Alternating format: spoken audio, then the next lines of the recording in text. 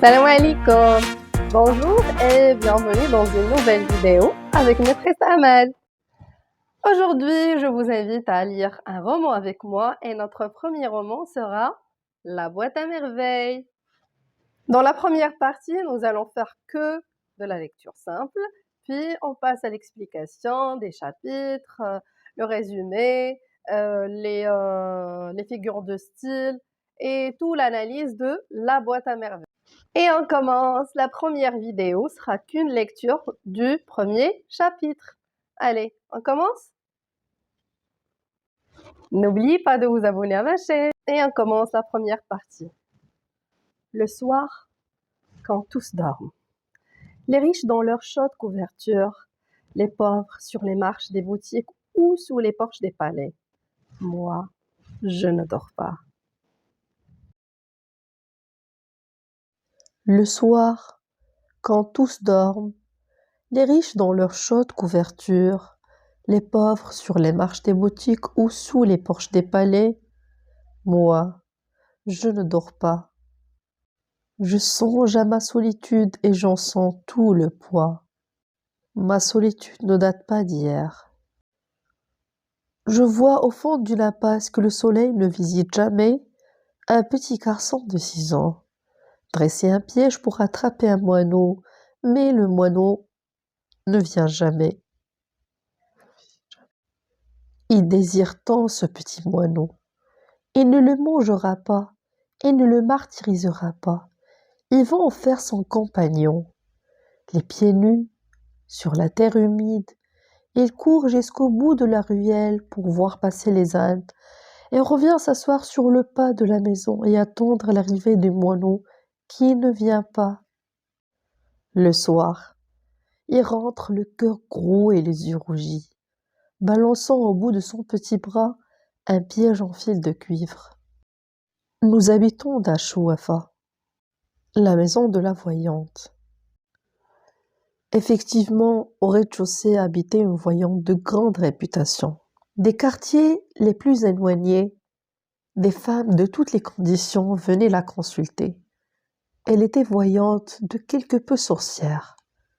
Adepte de la confrérie de Gnawa, Jean de Guinée, et s'offrait une fois par mois une séance de musique et de danse nègre. Des nuages de bourgeois emplissaient la maison et les crotales et les guimbris nous empêchaient de dormir toute la nuit. Je ne comprenais rien au rituel compliqué qui se déroulait au rez-de-chaussée. De notre fenêtre du 2e étage, je distinguais à travers la fumée des aromates, les silhouettes gesticulées, et faisaient teinter leurs instruments bizarres. J'entendais des you-you. Les robes étaient tantôt bleu ciel, tantôt rouge sang, parfois d'un jaune flamboyant. Les lendemains de ces fêtes étaient des jours mornes, plus tristes et plus gris que les jours ordinaires. Je me levais de bonne heure pour aller au Msid, école coranique située à 2 pas de la maison. Les bruits de la nuit roulaient encore dans ma tête. L'odeur du bon joint et de l'encens m'enivrait. Autour de moi rôdaient les genounes, les démons noirs évoqués par la sorcière et ses amis avec une frénésie qui touchait au délire. Je sentais les genounes me frôler et leurs doigts brûlants. J'entendais leur rire comme par les nuits d'orage. Mes index dans les oreilles, je criais les versets tracés sur ma planchette avec un accent de désespoir. Les 2 pièces du rez-de-chaussée étaient occupées par la chouafa principale locataire. Au 1er étage habitait Driss Laoued. Sa femme Rahma et leur fille d'un an plus âgée que moi. Elle s'appelait Zineb et je ne l'aimais pas. Toute cette famille disposait d'une seule pièce. Rahma faisait la cuisine sur le palier. Nous partagions avec Fatma Bziouia le 2e étage. Nos 2 fenêtres faisaient vis-à-vis et donnaient sur le patio. Un vieux patio dont les carreaux avaient depuis longtemps perdu leur émaux de couleur et qui paraissait pavé de briques. Il était tous les jours lavé à grande eau et frotté au balai de Doum. Les genoux aimaient la propreté. Les clients de la Chouafa avaient dès l'entrée une bonne impression de netteté et de paix qui invitait à l'abandon. En confidence, autant d'éléments qui aidaient la voyante à dévoiler plus sûrement l'avenir. Il n'y avait pas de clients tous les jours. Aussi inexplicable que cela puisse paraître, il y avait la morte saison. On ne pouvait en prévoir l'époque. Brusquement, les femmes cessaient d'avoir recours à des filtres d'amour, se préoccupaient moins de leur avenir, ne se plaignaient plus de leur douleur des reins, des omoplates ou du ventre. Aucun démon ne les tourmentait. La Chouafa choisissait ces quelques mois de trêve pour s'occuper de sa santé propre et se découvrait des maux que sa science ne pouvait réduire. Les diables l'hallucinaient, se montraient exigeants quant à la couleur des cafetons, l'heure de les porter, les aromates qu'il fallait brûler dans telle ou telle circonstance.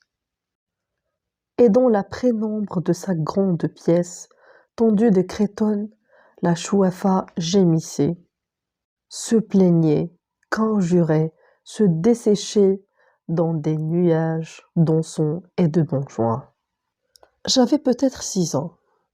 Ma mémoire était une cire fraîche et les moindres événements s'y gravaient en images ineffaçables.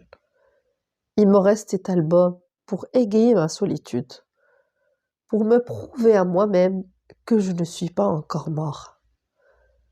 À 6 ans, j'étais seul, peut-être malheureux, mais je n'avais aucun point de repère qui me permît d'appeler mon existence solitude ou malheur. Je n'étais ni heureux ni malheureux, j'étais un enfant seul. Cela, je le savais, point farouche de nature. J'ébauchai de timides amitiés avec des bambins de l'école coranique, mais leur durée fut brève. Nous habitons des univers différents. J'avais un penchant pour le rêve. Le monde me paraissait un domaine fabuleux, une féerie grandiose, où les sorcières entretenaient un commerce familier avec des puissances invisibles. Je désirais que l'invisible. M'admis à participer à ces mystères. Mes petits camarades de l'école se contentaient du visible, surtout quand ce visible se concrétisait en sucrerie, d'un bleu céleste ou d'un rose de soleil couchant. Il aimait grignoter, sucer, mordre à pleine dents. Ils aimaient aussi jouer à la bataille, se prendre à la gorge avec des airs d'assassins, crier pour imiter les voix de leur père, s'insulter pour imiter les voisins, commander pour imiter les maîtres d'école. Moi, je ne voulais rien imiter, je voulais connaître.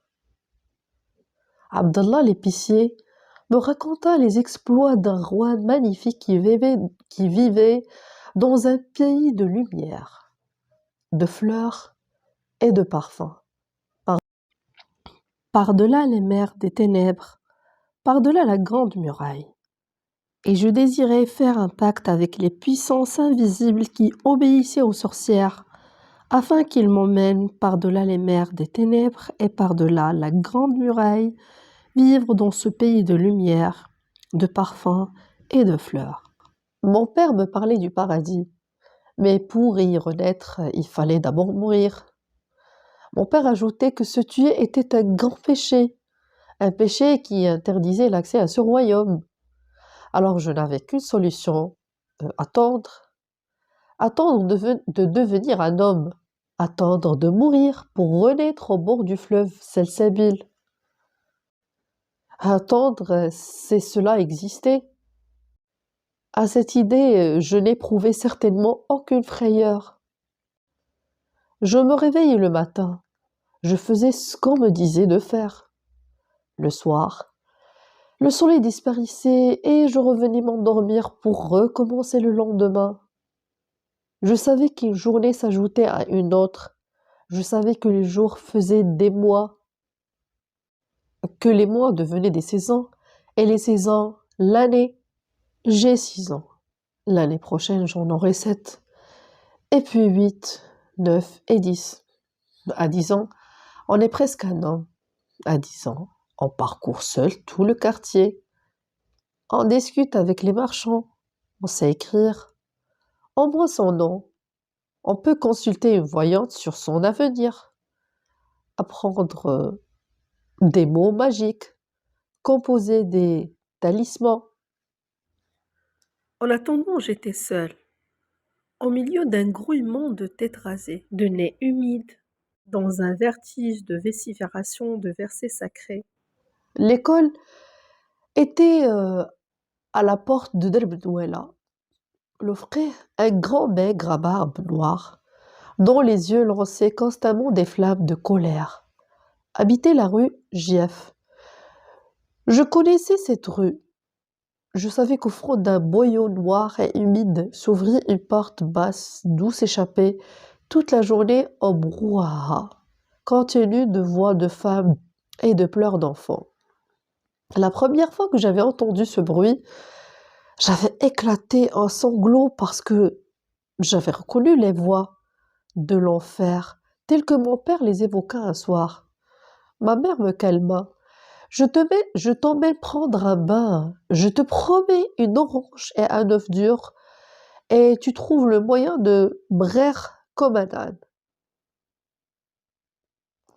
Toujours octant, je répondis, je ne veux pas aller en enfer. Elle leva les yeux au ciel et se tut. Confondue par tant de niaiseries, Je crois n'avoir jamais mis les pieds dans un bain mort. depuis mon enfance, une vague appréhension et un sentiment de malaise m'ont toujours empêché d'en franchir la porte. À bien réfléchi, je n'ai pas les mains morts. La promiscuité, l'espèce d'impudeur et de laisser aller que les gens se croient obligés d'affecter en de tels lieux m'en écarte. Même enfant, je sentais sur tout ce grouillement de corps humide, dans ce demi-journée inquiétant, une odeur de péché. Sentiment très vague, surtout à l'âge où je pouvais encore accompagner ma mère en bain mort, mais qui provoquait en moi un certain trouble. Dès notre arrivée, nous grimpâmes sur une vaste estrade couverte de nattes. Après avoir payé 75 centimes à la caissière, nous commençâmes notre déshabillage dans un tumulte de voix aiguës, à va-et-vient continu de femmes à moitié habillées, déballant de leurs énormes baluchons et cafetans et des basurias, des chemises et des pantalons, des haïks à glands de soie d'une éblouissante blancheur. Toutes ces femmes parlaient fort, gesticulaient avec passion, poussaient des hurlements inexplicables et injustifiés. Je retirai mes vêtements et je restais tout bête, les mains sur le ventre, devant ma mère lancée dans une explication avec une amie de rencontre. Il y avait bien d'autres enfants, mais ils paraissaient à leur aise. Couraient entre les cuisses humides, les mamelles pendantes, les montagnes, des baluchons fiers de montrer leur ventre ballonné et leurs fesses grises. Je me sentais plus seule que jamais. J'étais de plus en plus persuadée que c'était bel et bien l'enfer. Dans les salles chaudes, l'atmosphère de vapeur, les personnages de cauchemar qui s'y agitaient, la température finirent par m'anéantir. Je m'assis dans un coin, tremblant de fièvre et de peur. Je me demandais ce que pouvaient bien faire toutes ces femmes qui tournoyaient partout, couraient dans tous les sens, traînaient de grands seaux de bois débordés d'eau bouillante, qui m'éclaboussaient au passage. Ne venaient-elles donc pas pour se laver? Et on avait bien une ou deux qui tiraient sur leurs cheveux assises, les jambes allongées, protestant d'une voix haute, mais les autres ne semblaient même pas s'apercevoir de leur présence et continuaient leur éternel voyage avec leur éternel seau de bois. Ma mère, prise dans le tourbillon, émergeait de temps en temps d'une masse de gens et de bras me lançait une recommandation ou une injure que je n'arrivais pas à saisir et disparaissait. Devant moi, dans un seau vide, il y avait un peigne en corne, un gobelet de cuivre bien astiqué, des oranges et des œufs durs. Je pris timidement une orange, je l'épluchai, je la suçai pendant longtemps. Le regard vague, je sentais moins indécence de mon corps dans cette pénombre. Je le regardais se recouvrir de grosses gouttes de sueur, et je finis par oublier les femmes et s'agiter, leur seau de bois et leur voyage inexplicable autour de la pièce.